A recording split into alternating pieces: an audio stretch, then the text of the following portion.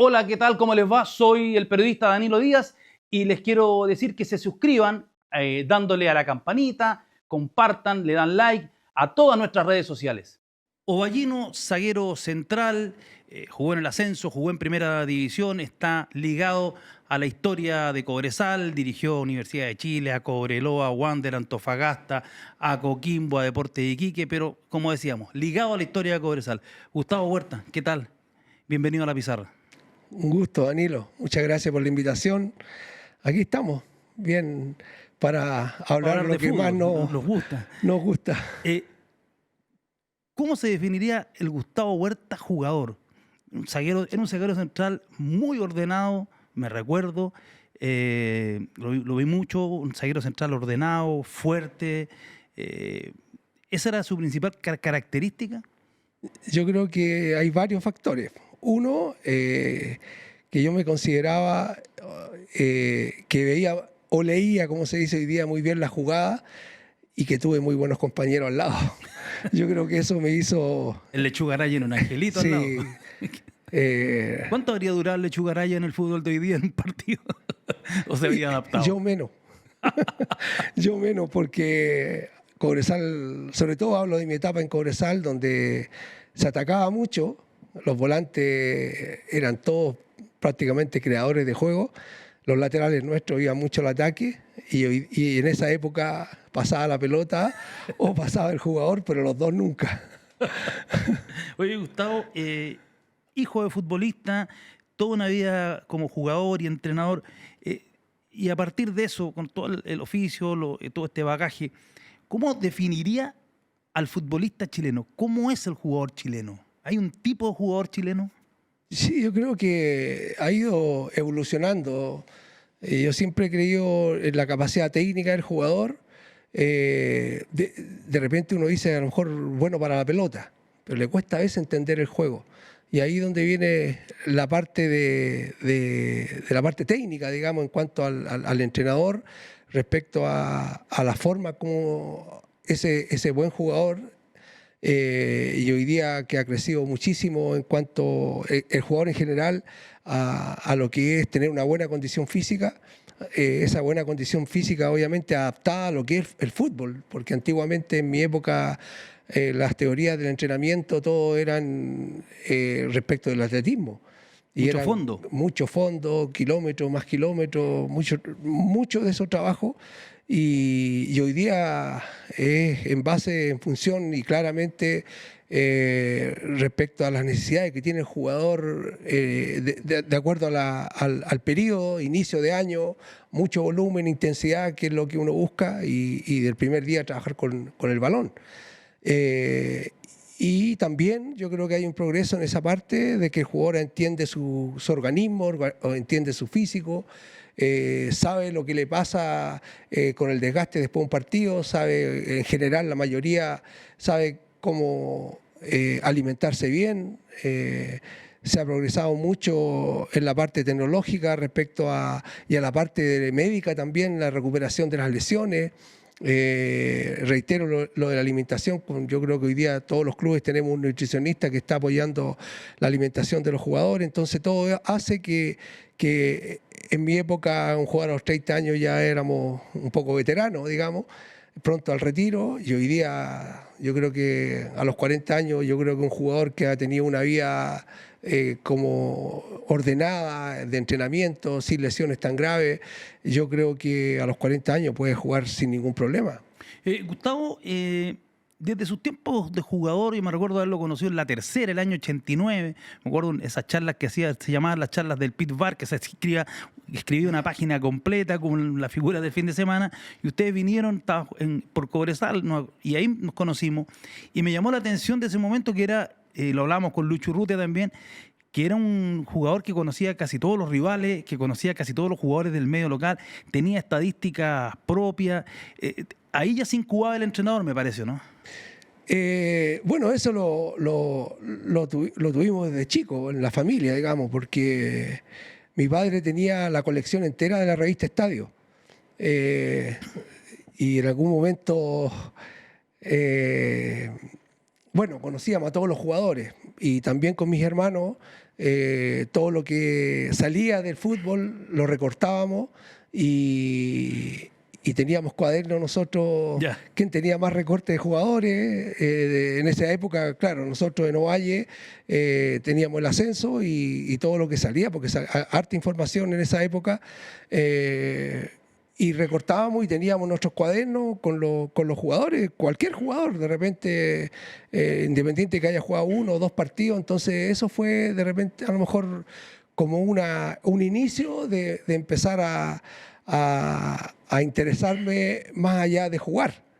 Y eso yo creo que dio pie en el futuro, más todavía después con los incentivos que tuve de parte de Manuel Rodríguez Araneda. Con mayor razón después sentía esa parte vocacional del entrenamiento, preocupado del detalle, preocupado del rival, preocupado de las fortalezas o de las debilidades nuestras. Así que en ese sentido... Era mucho de hablar con Manuel Rodríguez, porque Manuel Rodríguez Araneda lo lleva a Antofagasta después de Talagante Ferro. Él había ascendido con Regional Atacama, me acuerdo, y arman ese equipo que tuvo muchísimos problemas económicos, pero igual termina ascendiendo. Pero ahí ya se empieza a armar esta sociedad, ¿no es cierto? Sí, claro. Yo creo que, bueno, yo siempre lo digo, que es un tema que para mí es muy fuerte, el agradecimiento que tengo al profe Manolo, porque yo me acuerdo que ya había empezado en ese tiempo la Copa Puyagol, parece. Claro, estaba la Puyagol. Y yo me había ido de Ferro porque ya era insostenible poder estar ahí en las condiciones que se trabajaba, y no quería jugar más. Y yo me fui a Ovalle y Antofagasta fue a jugar a Ovalle y por intermedio de un amigo me fue a buscar y fui al hotel donde estaba en ese momento Antofagasta, que iba a jugar a Ovalle, y me ofreció la posibilidad de ir. Viajé a Antofagasta y yo todavía pertenecía a Ferroviario. Y en ese sentido, bueno, Antofagasta habían ya 4 o 5 centrales. Y Antofagasta dijo que no ¿cómo se llama?, a lo que estaba pidiendo Ferroviario por el préstamo. Y me dijeron en Antofagasta que me tenía que devolver a Valle y estaba en un hotel y me sacaron del hotel y Manuel Rodríguez me dijo que me fuera a su departamento porque él confiaba de que podía lograr bajar, que el club negociara bien. Y bueno, al final pasé una semana así y se dio la oportunidad de quedarme en Antofagasta. De los 42 partidos ese año jugué 41 y bueno, y al otro año subimos.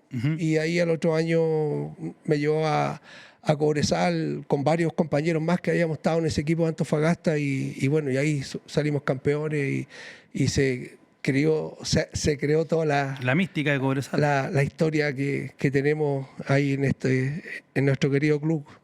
Gustavo, a mí siempre me ha llamado la atención que, salvo Santa Cruz, siempre dirigió de Santiago al norte, ¿eh? Sí. ¿Nunca hubo opción de ir para el sur? Sí, en algún momento me ofrecieron ir a Osorno. También una vez me hablaron de Puerto Montt, pero cuando había salido de la selección. Ya. Me acuerdo que me llamó el presidente de esa época de Puerto Montt. Ya. Y hay un dirigente, como anécdota lo cuento, porque hay un dirigente que había estado en la NFP en la época que nosotros tuvimos la selección con Nelson, y ese dirigente en algún momento tuvo problemas con Nelson y se negó inmediatamente que yo fuera allá porque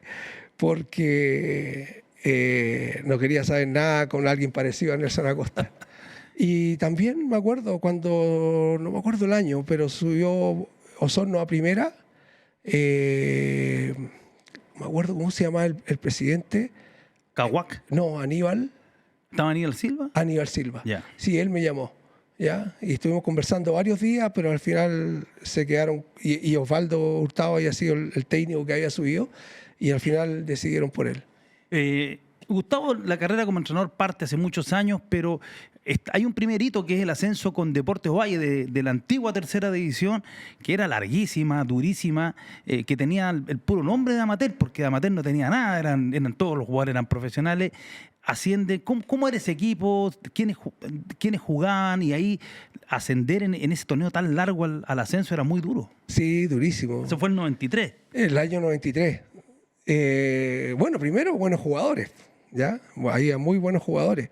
Por ejemplo, ¿se acuerdan? Sí, claro. La base, Ya. Rodolfo Soto, el arquero, José Miguel Álvarez, que había jugado ¿Al antes, sí, ¿cómo se llama? En Cobreloa, el mismo Antofagasta, si no me equivoco, Coquimbo. Alcayaga, otro central. Daniel Alcayaga, Sí, central, que jugó en La Serena. Exacto. Me acuerdo de Osvaldo Gómez, Ya. de Carlos Jorquera, que en paz descanse, yo creo que fueron importantes. Un chico Cerón, un puntero derecho que venía a préstamo de Colo-Colo. Óscar Álvarez, un puntero que era de Wanderers. Juan Carlos Rivera y Carlos Venega también, lateral derecho, que había sido puntero, ya lo puse lateral derecho.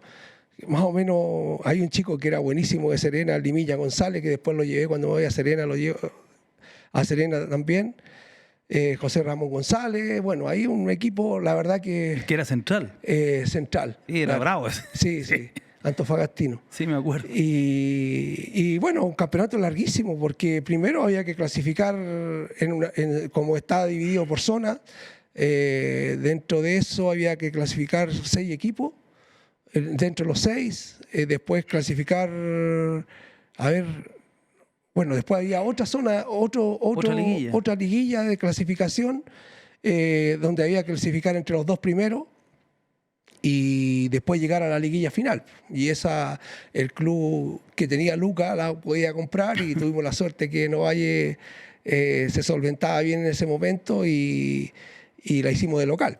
Así jugamos con Curicó, con Municipal Talagante, si no me equivoco, y con Linares. Ya. Fruti Linares en esa época. Sí, Fruti Linares. Y ese equipo venía con un poderío de jugadores había ganado la Serie Sur. La verdad que fue bastante disputado esa liguilla, ganamos los 3 partidos y bueno, ahí subimos. Ascendieron. Y de ahí en el paso a Deportes La Serena, ascendieron el año 96, 96. Con Deportes La Serena, entre el 96 y el 99. ¿Cómo fue ese periodo ahí? Ese es quizá el momento de la consolidación como entrenador ya definitivo de ser entrenador de fútbol. Sí, sin duda. Sí. Bueno, no vaya igual. Yo sentía que íbamos por buen camino, digamos, de acuerdo a la respuesta de los jugadores. Yo creo que eso es fundamental. En Serena, claro, hubo ya una consolidación en el sentido de verme que con ese equipo Serena había bajado a la B y me llevan, y la única opción que había de mi parte y también obviamente de la dirigencia era subir. Y salimos campeones como 3, 4 fechas antes. Incluso ahora el último ascenso de Serena el año pasado, ¿no? Sí, claro, 2024. Claro, había roto mi récord. Sí.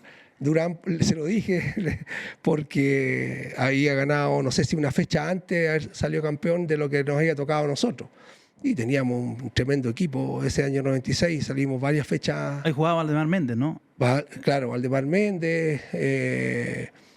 Teníamos de mediocampo hacia arriba una fortaleza enorme, porque tenía Wilson Frey, tenía a Mario Araya, tenía a Rubén Martínez, a Javier Alonso, un puntero argentino buenísimo, y la figura trascendental para mí, Francisco Pinto, ¿ya? Pancho Pinto, que después se consolida en primera con ustedes. Sí, claro. Sí, Marín, César Marín, los 2 volantes para mí extraordinarios, con Luis Riquelme, que venía de Lota. Que jugó en el Vial, uno que era un 8, que tenía harto y de vuelta. Así que no, sí, teníamos un equipo muy fuerte y nos fue bastante bien. Y ahí, bueno, ahí vino la oportunidad de ir a la selección. Me invitaron, Nelson, y bueno, me tocó participar ahí en una previa de un partido y después significó que me llevaran... Del partido con Uruguay, ¿no? Con Uruguay, exacto. Que fue el partido, yo creo que decisivo, porque Chile venía de perder con Colombia y Paraguay, venía ese partido con Uruguay, donde estaba suspendido Iván Zamorano. Claro. Venía el equipo con muchas bajas. Cuando uno ve esa formación, dice... Esta no era la selección, claro, pero estaba en el gran momento de Marcelo Sala. Juega Rosenthal, juega Lucho Pérez. Me acuerdo que una patada que le pega a Montero, Pablo Montero, brutal. Alfeña Cornejo, que en paz descanse también. Pero ese fue el partido, porque después venía Víctor Hugo Castañeda también, que fue muy importante. Y después venía Argentina en Buenos Aires, Perú en Lima y el partido en Bolivia, claro, con La Paz, que no era la Bolivia actual, era un gran equipo. ¿Cómo fue llegar en ese momento a la selección? Y en ese instante, con esa presión, porque si Chile ese día no le ganaba a Uruguay, yo creo que no iba al Mundial. Sí, la verdad que, bueno, como mi experiencia, la primera, digamos, a ese nivel, en ese tiempo, ¿quién venía de afuera? No sé, El Matador que estaba en River, en River. Fabián Estalla a veces cuando los No, citaban. pero no estaba Fabián en ese partido. E Iván Zamorano. Pero bueno, Estaba claro, suspendido. pero los demás todos acá y eran varios días antes a lo que hoy día son 5 días que Claro. llegan los jugadores a la selección y hubo tiempo de entrenamiento y todo. Y bueno, Alberto Quintano me ayudó mucho con Ítalo Traverso porque lo primero que me dijeron que era solo mío presencial, que tenía que ver de afuera todo lo que era participar y compartía ahí con el cuerpo técnico, los jugadores, y de repente veo en uno de los primeros entrenamientos que Ítalo está con 2 canchas de fútbol reducido por la cantidad de jugadores que había, y yo le dije que necesitaba ayuda.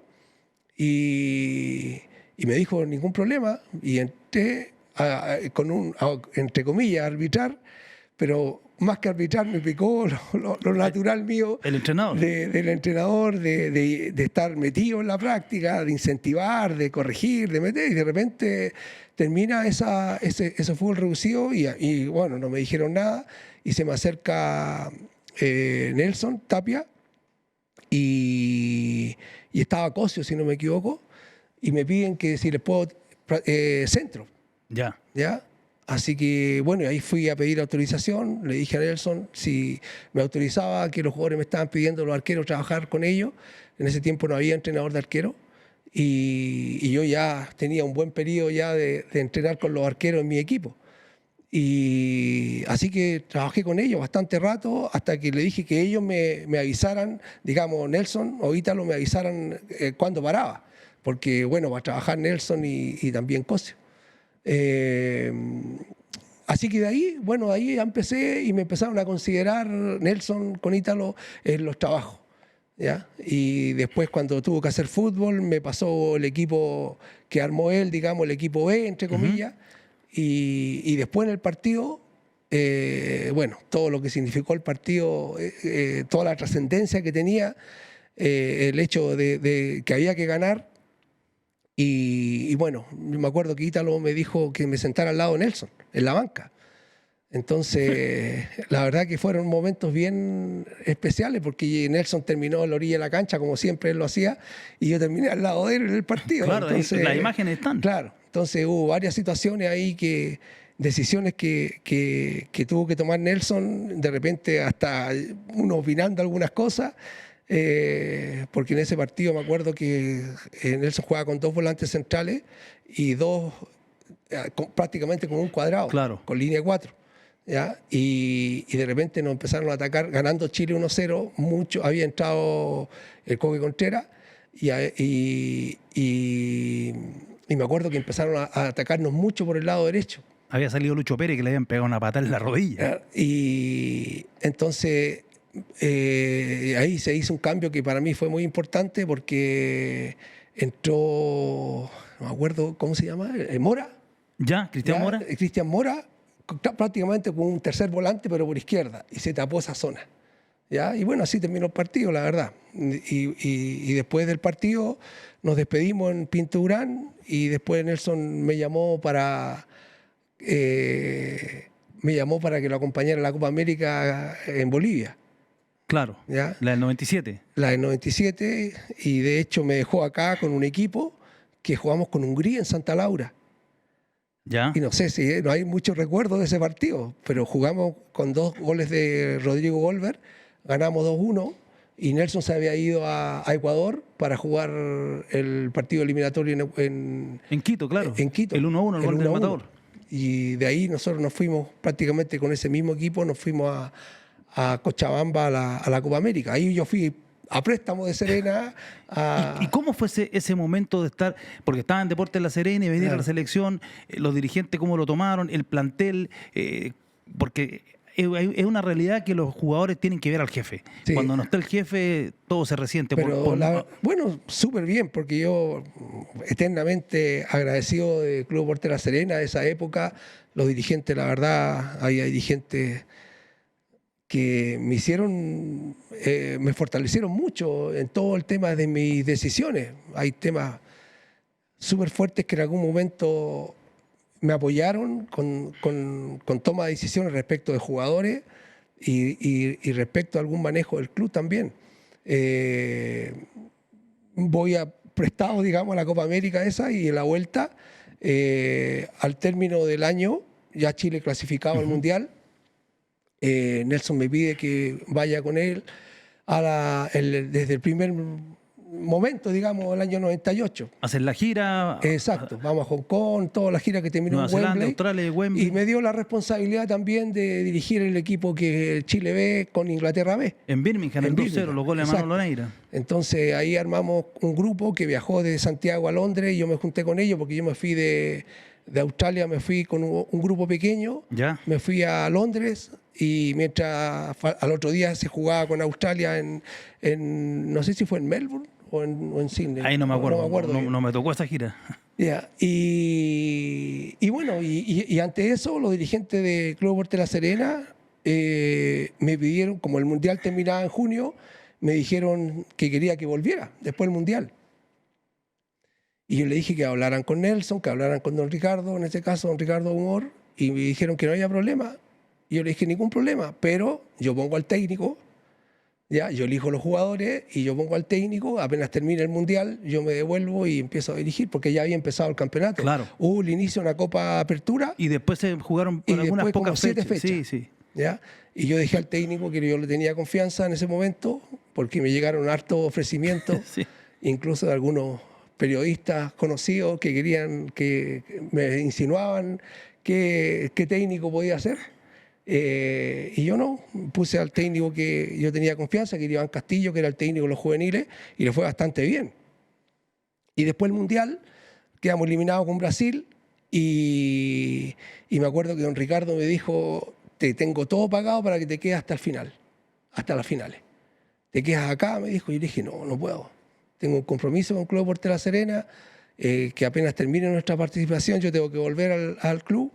Y después me acuerdo, acá estaba un Pablo Hoffman, en forma muy folclórica, Yeah. me retaba, porque cómo iba a estar perdiendo esa oportunidad, pero yo tenía mi compromiso con Serena de volver. Así que apenas terminado el campeonato volvimos y me reintegré al club, y después ya el otro año ya definitivamente me fui a la selección hasta que salimos el 2001. ¿Y cómo fue ese proceso ahí en la selección como ayudante? Me recuerdo, previo al Mundial, porque las distancias para el fútbol chileno en esos años eran grandes, no teníamos tantos futbolistas afuera. Me recuerdo un día en Pinto Durán, fui a hacer una entrevista a Rodolfo Moya, que no llegó, y estabas tú en el salón ese que había en Pinto Durán, con la pantalla gigante, y una batería de videos de Austria, de Italia y de Camerún. Y me decía, estoy toda la tarde acá viendo los partidos, anotando, y había que ir observando los rivales, claro. Y después, claro, viaja a Chile, lo de Wembley fue muy importante, pero se juega con Túnez y se juega con Marruecos, fueron dos partidos duros que Chile le gana a Túnez, lo empata con los suplentes frente a Marruecos, pero ahí se sintió ya el impacto de lo que iba a ser el Mundial. Sí. Bueno, esa tarea me dio Nelson. En ese tiempo la tecnología no era la de ahora, ¿ya? Y claro, nosotros nos conseguimos, el mayor material que teníamos era de Italia, y yo creo que tengo que haber visto por lo menos unos 10 partidos en video, en los VHS de esa época. Eran unas cajas, sí. Claro, entonces mi tarea era ir viendo jugadas en diferentes partidos, tanto ataque como defensa, las fortalezas de ellos, las carencias, lo normal que uno desmenuza a los equipos rivales. Y además, Nelson me mandó a Italia a ver jugaba Italia-Paraguay en Parma, me acuerdo, y me mandaron a ver ese partido, y así que tenía la verdad una información muy completa de Italia. Teníamos menos de Camerún y menos de Austria, pero me acuerdo que, como anécdota, tenía que ir marcando en esa época, viendo el video, por segundo, Alturarlo ahí. porque venía una persona y me compactaba lo que yo le pedía, ¿ya? Y eso, bueno, después para la época siguiente, para el Mundial Corea-Japón, ya habían máquinas más adaptadas para realizar de mejor forma esos trabajos. ¿Y qué tenía Nelson Acosta como entrenador? ¿Cuál era la principal característica? Yo creo que algo que a mí me sirvió mucho, porque yo antes era muy rígido para muchas cosas, ¿ya? No sé, por dar ejemplo, el horario, que el jugador tenía, no sé, muy cuadrado. Y Nelson muy suelto en esa parte. Y me acuerdo como anécdota, se supone que el entrenamiento empezaba a las 10, por ejemplo. Y yo con Ítalo en cancha, con todo armado, y le digo a Ítalo, hoy son las 10:10. Entonces yo voy y me dice, sabiendo cómo era Nelson, me manda al comedor y todos los jugadores conversando y Nelson en una mesa, en otra mesa y todo, súper un ambiente pero espectacular. Y yo le digo, Nelson, ahora. Y me queda mirando y no me dice nada. Y después me agarra solo y me dice que el horario lo maneja él, bueno, en otras palabras también, pero súper en buena onda. Entonces, esa llegada con el jugador fue lo que a mí también me ayudó a transformarme en que de repente era importante el detalle, pero más importante era cómo me podía llevar con el jugador. Y eso creo que es la visión para estar en el partido mismo, estar dándose cuenta de lo que estaba pasando en el partido y cómo solucionar el problema, todas esas cosas. Creo que fueron detalles súper importantes, una visión diferente a la que yo estaba acostumbrado, ¿ya? Porque yo estaba acostumbrado a un esquema formado por los cursos de entrenador de Arturo de Salá, Capolí Campeña y toda esa época donde era todo bien estricto. La escuela Riera. Exactamente. Y ese pequeño cambio, la verdad que lo sentí, digamos, no era que fuera forzado a hacer algo. Por ejemplo, no sé, como anécdota, de repente llegaba David, llegaba a Italia, Pizarro, Ya. y en vez de irse a Vinturán se iba a Valparaíso. Entonces Nelson se enojaba y me mandaba a mí a ver qué pasaba con él. Y de ahí llegaba en la tarde y Nelson, yo veía lo agarrar y todo, llegaba, lo abrazaba. Entonces ese tipo de cosas son las que de repente sueltan un poco más la relación de lo que es jugador-entrenador, sin que sea libertinaje ni mucho menos, pero sí que la llegada al jugador Nelson la tenía, pero muy bien. Y en los comienzos como entrenador, Gustavo Huerta se retira y al tiro agarra en Cobresal.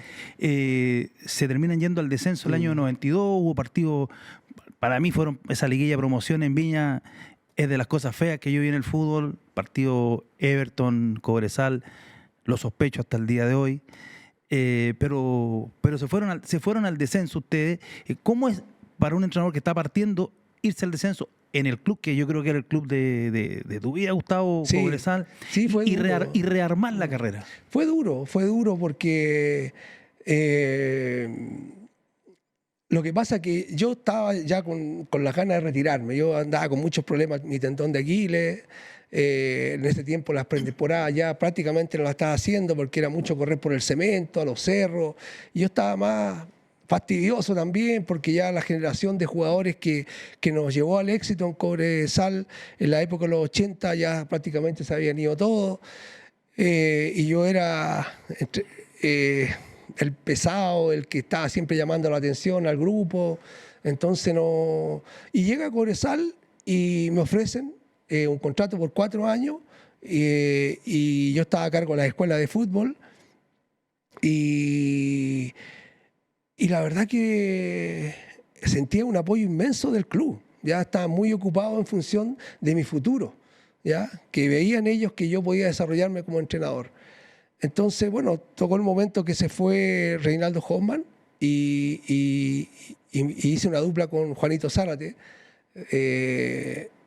Y el año 91 terminamos bien el campeonato, pero el año 92, que son las cosas que uno como experiencia quedan, el club decidió que yo compartí, pero dentro de la inexperiencia capaz, y la vez que lo hizo Cobresal le fue mal, de tener más una base de jugadores juveniles, jóvenes, que jugadores grandes. Ya.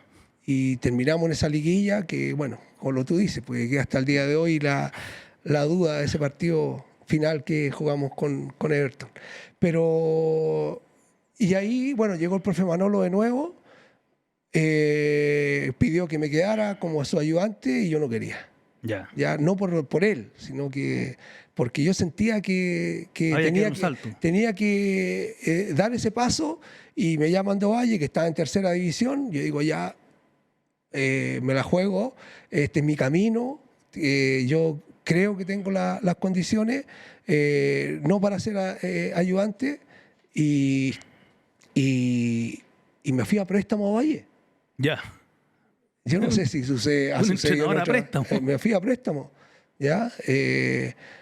Valle me pagaba una cantidad muy pequeña, pero el fuerte me lo pagaba Cobresal. Y bueno, salimos campeones y yo tenía que volver al club, a Cobresal. Y claro, en el club me dijeron, Gustavo, vuelves. El equipo había subido con el profe Manolo y tienes que volver al club. Y yo le dije que no, porque quería seguir mi camino. Y ahí terminamos la relación, pero en buenos términos. En muy buenos términos. Ahí seguí mi camino solo, digamos.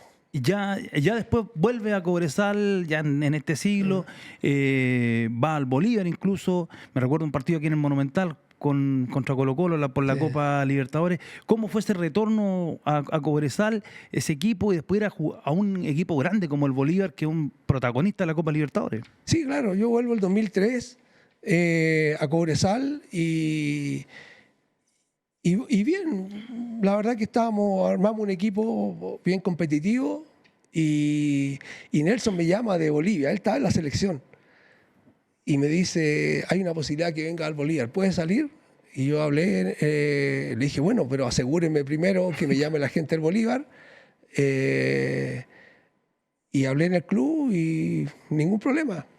Y me fui a Bolivia, una experiencia, pero tanto en lo profesional como en lo, digamos, en la parte humana, bien especial. Porque tuve el equipo. Yo creo que el 90% de esos jugadores eran seleccionados. Claro. Y con problema económico el Bolívar. Era muy especial la forma como ellos gestionaban la parte económica, porque cuando al primer entrenamiento llegan los jugadores de la selección y resulta que me dicen, profe, hace 3 meses que no cobramos. Y voy al club y el dueño del club, que era un abogado, le explico, le digo, ¿cómo voy a entrenar? ¿Cómo me traen? Si los jugadores, ¿qué motivación tienen? Aparte que estaba dividido en 2 grupos ese campeonato y Bolívar iba último. Y el presidente me dice, profesor, me dice, yo la verdad que no me meto en la parte futbolística y no me gusta que los entrenadores se metan en la parte administrativa. Ya le dije yo, lo estoy conociendo. Así que, pero usted me imagino que sabrá cómo es llegar a entrenar y que hace 3 meses que no le pagan. Entonces, lo más probable es que yo llegue mañana, hable con los jugadores y me tenga que ir. Y bueno, y ahí me dijo el sistema que él tenía, pues él llegaba a un arreglo con el jugador por el año, el dinero por el año, y él le decía, ¿cuánto quieres? Y él iba pagando en 3, 4 cuotas, en 1 cuota, en 10 cuotas. No era un tema como acá en Chile, que el sueldo mensual. Ese era el sistema que tenía en ese momento el Bolívar.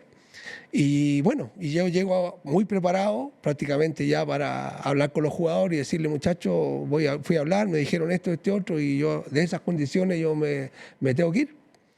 Y llega antes que yo el dueño del club, el presidente, y llega y es muy especial. Era como en algún momento en Copa Libertadores me tocó como jugador ir a Colombia, jugábamos contra el América de Cali, y llegó toda los Rodríguez Orejuela al hotel. ¿Ya? Y se abrió camino ahí, con metralladora, con todo ahí. A nosotros nos recibieron muy bien allá. Y bueno. Cuando empataron. Exacto. Muy parecido a la forma como llegó el dueño del Bolívar. Y llegó al camarín, ¿a quién le debo plata? ¿A quién le debo plata? Y jugadores todos grandes de la selección. Y nadie habló. Ya me dijo. Le dijo a los jugadores, a la tarde, a las 3 de la tarde los espero a todos y van a recibir el dinero que les tengo para todos. Así que llegó y les pagó, y allá se pagaba en dólares. Y los otros días los jugadores, pero ¿para qué te digo? Les digo yo, pónganse de cabeza y ahí, bueno, obviamente que nos fue súper bien, recuperamos, el equipo se recuperó y llegamos a la Copa Libertadores, perdimos el título en 2 partidos antes, un partido antes con Strongest, y de ahí fuimos a la Copa y súper bien. Pero en ese periodo, a donde vivo la otra experiencia, la parte personal, hubo un golpe de Estado. Ya. Y vino otro presidente, Carlos Mesa, el presidente que había se fue a Estados Unidos, y él para la típica contra los chilenos. Contra los chilenos, claro. Y esta anécdota es buena porque a nosotros con Bolívar vamos a Copa y con Boca Juniors, que venía a salir campeón del mundo, le ganamos en casa 3-1 y todo el mundo vuelto loco. Y ahí me empiezan a cambiar las cosas. ¿Por qué? Porque yo doy una entrevista acá en Chile, ¿Ya? Porque Chile iba en marzo a jugar, y esto era más o menos febrero, cómo tenía que jugar Chile en La Paz. Y yo doy varios tips, digamos, y de repente llega el taxista que me iba a buscar todos los días, que ponía el club para que me fuera a buscar al departamento y me llevaba al entrenamiento, y me dice, profesor, ¿pero qué hizo? Y me muestra el titular del diario, que además mayor tiraje allá, estamos durmiendo con el enemigo. Ahí me empezaron a dar, pero con todo. Y ahí se acabó la historia, claro. Claro, duramos más, quedamos eliminados por diferencia de goles con el Cali, que era el otro equipo que estaba en Copa Libertadores, y ahí empecé a tener problemas porque ya me empezaron a ir al entrenamiento, chilenos me insultaban, de repente la gente de seguridad del club me ayudó mucho, hay un coronel en retiro que era el que encargado de seguridad. El club también me dijo que no podían asegurar mi tranquilidad y mi seguridad, y de repente ya no pagaron, dejaron de pagar, porque donde ellos pedían préstamo en el banco, me dice el presidente que el gerente del banco le dijo que cómo era posible que el equipo más importante del país fuera dirigido por un chileno. Entonces llegó un momento que los jugadores se pararon al no pagar y me querían obligar a ir a dirigir los juveniles, un partido a Cochabamba con el Wilstermann, y yo le dije que no iba. Me fueron a buscar hasta última hora el dirigente del club, que fuera, que no había problema, que los jugadores después están acostumbrados a eso, y yo dije que no. Yo quedé en el medio y digo, me voy al lado de los jugadores, voy a tener la contra de los dirigentes. Me voy al lado de los dirigentes, voy a tener la contra de los jugadores. Y me voy al lado de los jugadores. Y al otro día, cuando llegan después de ese partido, fueron los juveniles a jugar, perdieron 1-0, me acuerdo, y yo le dije al presidente que yo no iba a estar en el medio, la situación era complicada y que me iba. Y faltaban como 5 o 6 partidos y el equipo, éramos punteros, y el equipo salió campeón igual, pero esa fue mi experiencia. Y después de nuevo a Chile, Cobresal, sí. Llegan a la semifinal del torneo, pierden el 2005. Con 2005 con la U, partido muy historiado en el Estadio Nacional, Sí. un partido discutido. 2 penales, 2 expulsados. Claro. Ese equipo jugaba Guillauma. Sí. El central, ¿cómo se llama? El Pato Lira, el mediocampo. El uruguayo, el central. El Renzo Yáñez, extraordinario. ¿Para qué decir de César Díaz? Sí, el central, el uruguayo que venía a Progreso. Sí, era volante y ahí lo hicimos central. Sí, Acosta era el Y apellido. después se lo campeón en México. Sí. Me llamaba para darme las gracias y le decía... No me acuerdo el apellido, pero era yo mi memoria también de repente... No me acuerdo en este momento. Acosta no era el apellido. Acosta, Alejandro. Sí. Alejandro Acosta. Alejandro Acosta. Sí, teníamos buen equipo. José Contreras. Teníamos buen equipo en general. Y ganamos en casa 2-1 a la U, la semifinal. Y la vuelta íbamos ganando 2-1 y hubo 2 penales. Enrique Ose, el árbitro. ¿Ya? 2 jugadores expulsados nuestros. Y bueno, perdimos al final con 9 quedamos y nos hacen el cuarto gol en el último minuto, 4-2, y ahí quedamos afuera. Y después la U, esa U que ya venía, se hablaba de la quiebra, que el equipo podía quebrar, quebró en el 2006, pero usted el primer semestre, con muy poca plata, me recuerdo, estaba el matador, Marcelo Sala, se empieza a acomodar el equipo, Luis Pedro Figueroa, Hugo Droguet, estaba Miguel Pinto, que era el arquero, estaba Waldo Ponce, si es que no me equivoco. Sí. Era un equipo que tenía jugadores que venían de abajo del club, más los que fueron apareciendo, y uno miraba a este equipo, tenía buenos jugadores, pero terminan jugando esa final espectacular con Colo-Colo y el penal de Candelo. Sí, teníamos muy buenos jugadores. Muy buen equipo. Muy buenos jugadores. Alcázar también anduvo bien, el colombiano. Le costó al principio al equipo y de ahí se el medio embaló. el Pato Almazal estaba Martínez también en el medio, pero el que más jugaba el Pato con Iturra. Ajá. Y después teníamos la variante, porque si jugábamos con Droguet y Luis Pedro por fuera, más Alcázar y Marcelo, los dos en punta, o a veces enganchaba a Candelo y sacaba un volante central. Pero fuimos, como se dice, de menos a más, y la verdad que terminamos súper bien ese primer campeonato con esa final con Colo-Colo, que fue bien especial, porque Colo-Colo nos había ganado muy bien en el campeonato y vamos a la final y el primer partido ganando nosotros 1-0, Matías Fernández nos hace un gol empezando el segundo tiempo y después en el último minuto el tiro libre. Y después el otro partido lo ganamos nosotros 1-0. El cabezazo de veía Salas. que teníamos la posibilidad de haber ganado a lo mejor con un gol más ese partido, y después bueno, vino los penales, que ya historia más que conocida. ¿Y cómo fue trabajar con ese síndico José Manuel Edwards, que nosotros lo íbamos a entrevistar y no sabía nada de fútbol, no entendía nada de qué se trataba la actividad? Me acuerdo que le decía, pero vénganse en bus, tenían que ir a jugar a Temuco, creo. Sí. Si yo llego como Tuna no pasa nada, les decía, me acuerdo. No, terrible. O sea, un tremendo caballero, un señor. ¿Ya? Pero como tú dices, pues de fútbol muy poco, de entender al jugador, de entender lo que es la intimidad de un camarín. Él, por razones obvias, mucha prensa, por lo que produce y provoca la U. Pero la verdad que fue difícil, fue muy complicado ese segundo semestre. Desgastante.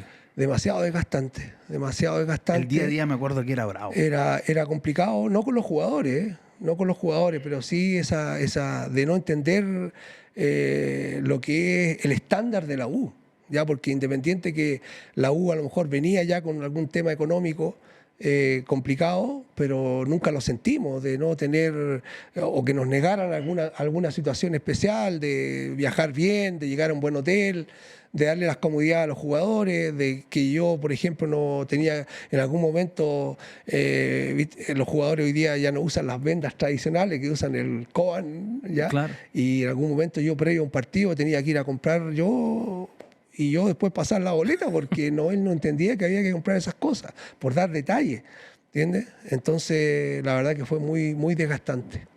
Y después, Cobreloa el año 2007, que uno empieza a mirar ese plantel. Estaba Esteban Paredes, Lucas Barrio, José Luis Díaz, el Flaco Fuente atrás, Lucho Fuente, un joven Fernando Hurtado, que era el arquero, parte en la Copa Libertadores. Era un muy buen equipo ese, ¿eh? Jugaba muy bien. Sí, jugaban bien. Pero lamentablemente tuvimos jugadores importantísimos, por ejemplo, Jan Boseyur, que estuvo mucho tiempo, llegó de un periodo, me parece que había estado medio inactivo porque llegó para ponerse a punto, le costó, y después se fracturó el quinto metatarso, lesionado. Esteban también tuvo un periodo lesionado. Estaba José Luis Díaz. La verdad que hay un muy buen equipo. Ese equipo era, por ejemplo, distinto a los equipos que tuviste después. Era un equipo que tenía mucho manejo. Estaba el argentino Ríos, que jugaba bastante bien. Él llegó el segundo semestre, si no me equivoco, Ríos. Porque ahí se fueron varios. Sí. Se fue Manara primero. Se fue Manara, se fue el Pepe Díaz, al término de la primera rueda, el primer semestre. Ujú. Eran 2 campeonatos, claro. Claro, y no me acuerdo quién más se fue. No me acuerdo quién más se fue, pero que eran importantes. Paredes se lesionó mucho también. Sí, también tuvo algunos problemas Esteban ahí de lesiones. Pero fue un año complicado igual, ¿eh? Fue un año complicado a nivel dirigencial. Sí, A mí me costó mucho entenderme con el presidente. Muchas veces fui a reuniones y tenía que pedir yo que retirarme por las peleas internas que tenían ahí, que era un momento complicado. La verdad que fue duro. Y después pasan algunos años y va a Antofagasta el año 2011, un equipo que no había podido subir, que estaba ahí y logra ascender, ascendió con mucha comodidad. Ahí ya Gustavo Huerta empezó a jugar con prácticamente con 2 punteros bien abiertos. Me acuerdo, Huerta en la derecha, en la izquierda Ronald González, un centro delantero, el Peta Castillo. Más parecido a lo que juega hoy día Cobresalo, ¿no? Ahí como empieza esa idea, porque el equipo labura, por ejemplo, el equipo más galano, con jugadores 2 puntas, era diferente. Sí, lo que pasa que, claro, yo venía de un periodo que fue como la nube negra que de repente tenemos todos los técnicos, de malas tomas de decisiones, de ir, porque después de Cobreloa yo voy a Wander y recién Wander había comprado, la gente hoy día, la Joya del Pacífico, había comprado el club, me habían hablado de un presupuesto, estuve a punto de irme, la verdad que di vuelta por el estadio donde estábamos entrenando esa vez, porque no me gustó la forma como cambiaron las condiciones de los jugadores que yo podía traer, de los que yo había hablado. Y ahí, claro, fue una etapa mala, porque después me voy a mitad de año de Wanderer, y al otro año, como casi a mitad de año, no, mayo por ahí, me ofrecen ir a Coquimbo y voy a Coquimbo y igual, hoy día las condiciones que tiene Coquimbo espectaculares para entrenar, en ese tiempo no había, y igual las condiciones no eran buenas, la exigencia era alta y decidí, para ver si podía presionar algo, que si no teníamos lugar para la exigencia que había cómodo para entrenar, por lo menos una cancha, me fui. Después voy a Iquique, faltaban como 9 fechas para terminar el campeonato y esas son las tomas de decisiones, sin ver ni estudiar el plantel, qué pasaba con su interna y todo, y obviamente que llegué allá no era lo que yo esperaba, no tuve yo tampoco la respuesta y es ahí donde dije yo mi nube negra, y tuve varios meses después que no quería saber nada de fútbol. Me fui a España, no veía fútbol, nada, y eso fue el 2010. Y de ahí, los últimos meses del 2010, me volvió de nuevo el bichito. El bicho, el hambre, todas las ganas, y me puse a meterme en entrenamiento, a ver qué posibilidad había, y justo surge la Antofagasta, voy a Antofagasta y igual, había una buena base igual, y con los jugadores que llevamos ese año, la verdad que se armó muy buen equipo, donde logramos el campeonato, y ahí logré de nuevo revivir, digamos, dentro de todas las condiciones que se dieron en el club, que eran buenísimas, y con muy buenos jugadores. Los que tú nombraste recién, sí. Teníamos en el mediocampo a Carlos Escudero y al Pato Rubina, que fueron vitales. Atrás lo mismo, los 2 centrales, tenía a Barra, el Paraguas Portillo, ¿ya? Claro.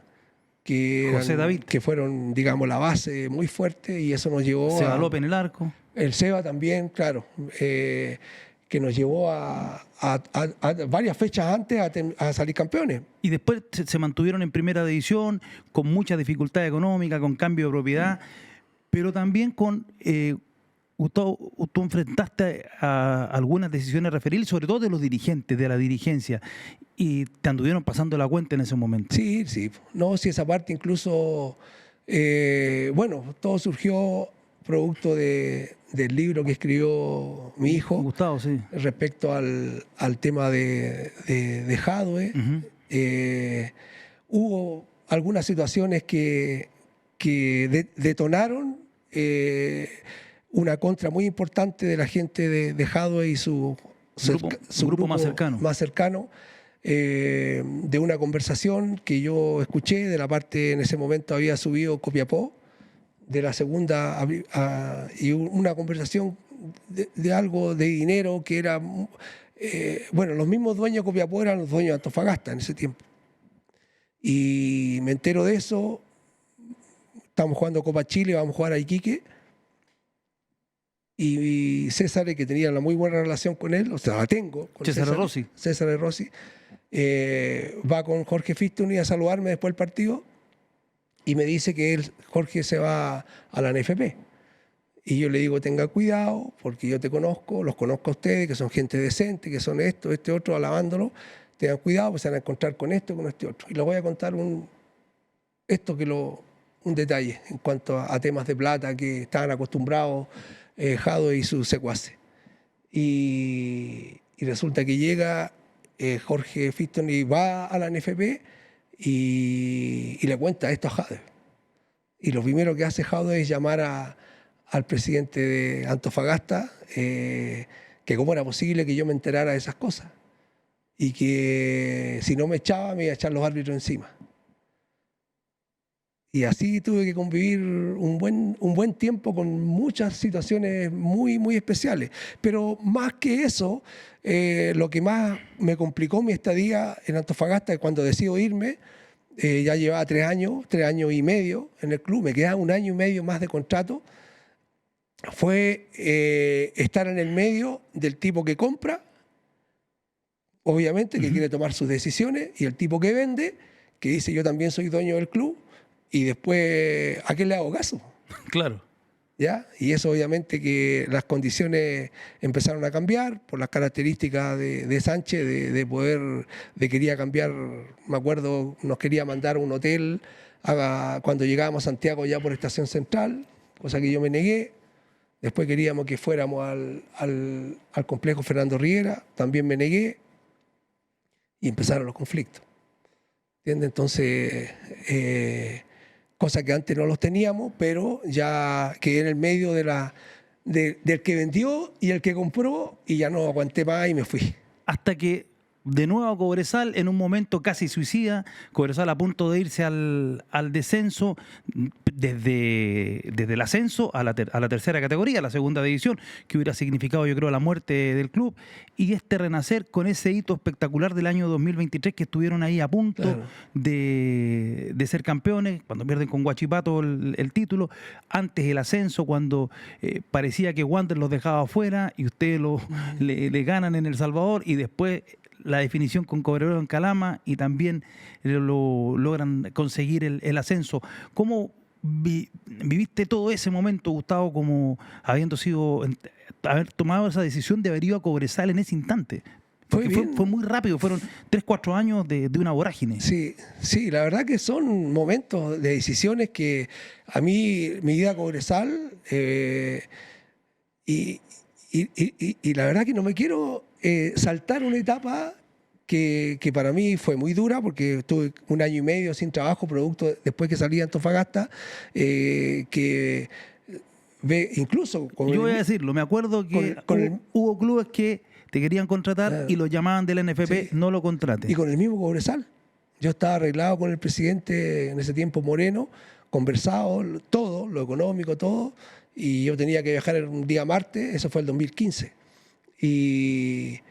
Y de repente no me llamaron más. Entonces después me cuentan qué fue lo que impidió que yo llegara en ese momento a Cobresal.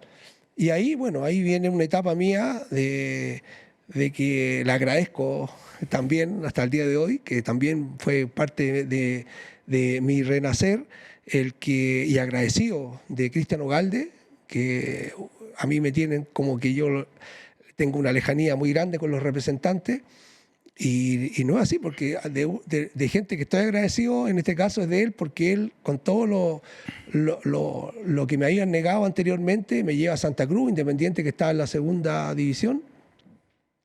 Y hay un proyecto espectacular ahí, con chicos jóvenes, con 17, 18 años, varios que son figuras en el fútbol chileno, como César González, el mismo Marcelo Allende, Tommy Jones, por nombrar algunos.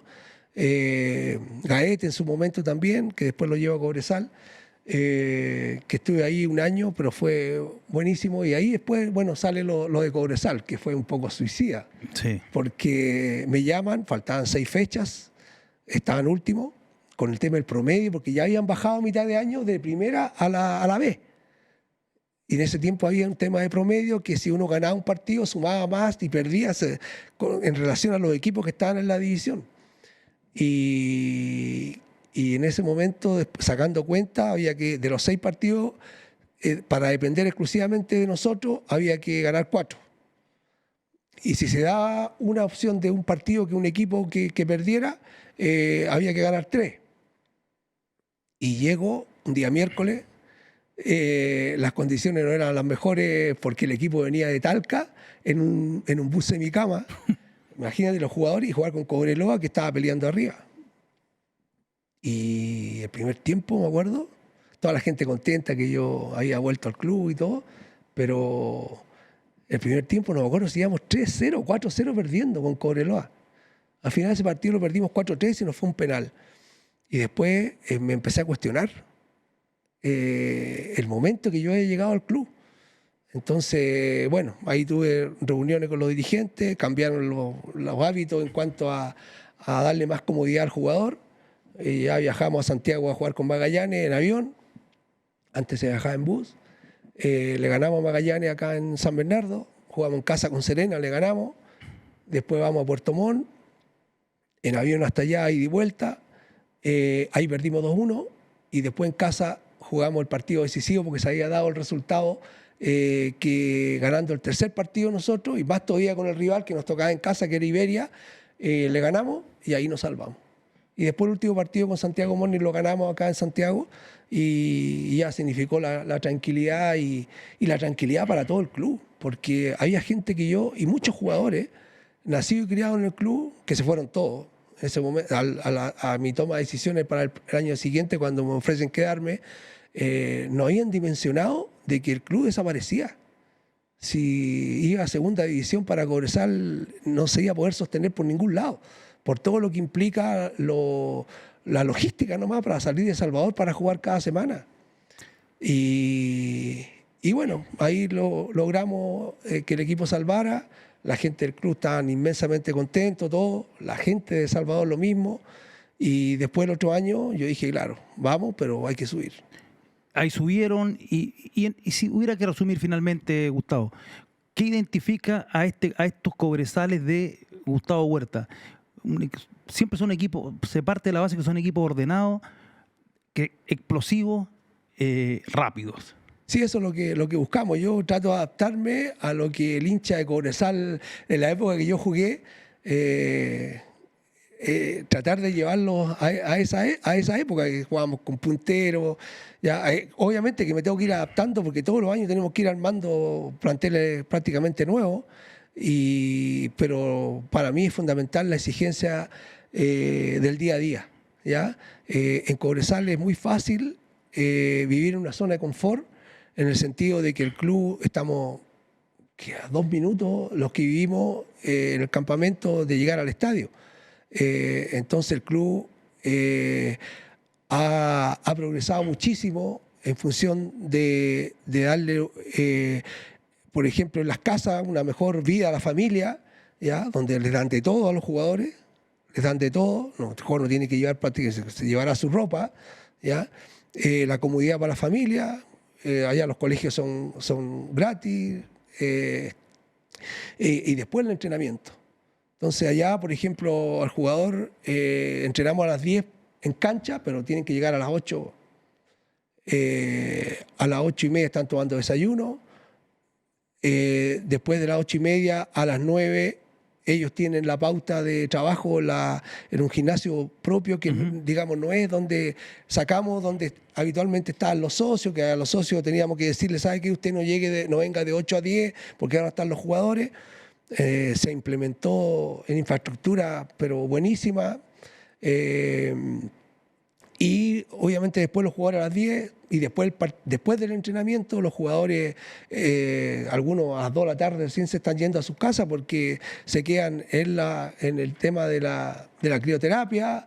Hay tinas de hielo, después están los jacuzzi, están los masajes, está toda una cantidad de gente que trabaja para darle el mayor bienestar al jugador. Y eso obviamente que después viene la exigencia de parte nuestra para que ningún jugador se relaje, para que ningún jugador esté pensando en otra cosa que no sea exclusivamente fútbol y familia, que siempre digo lo mismo.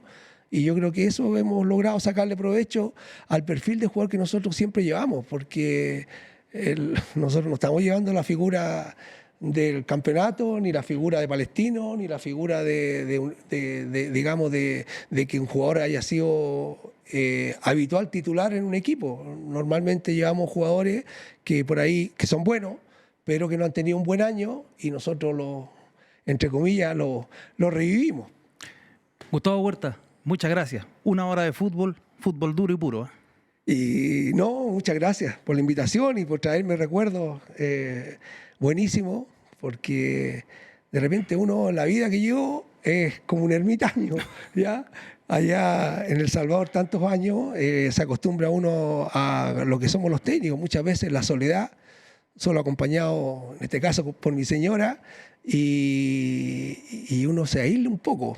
Entonces a veces conviene recordar, conversar, hablar de cosas del día a día, de táctica, de tantas cosas que son muy importantes para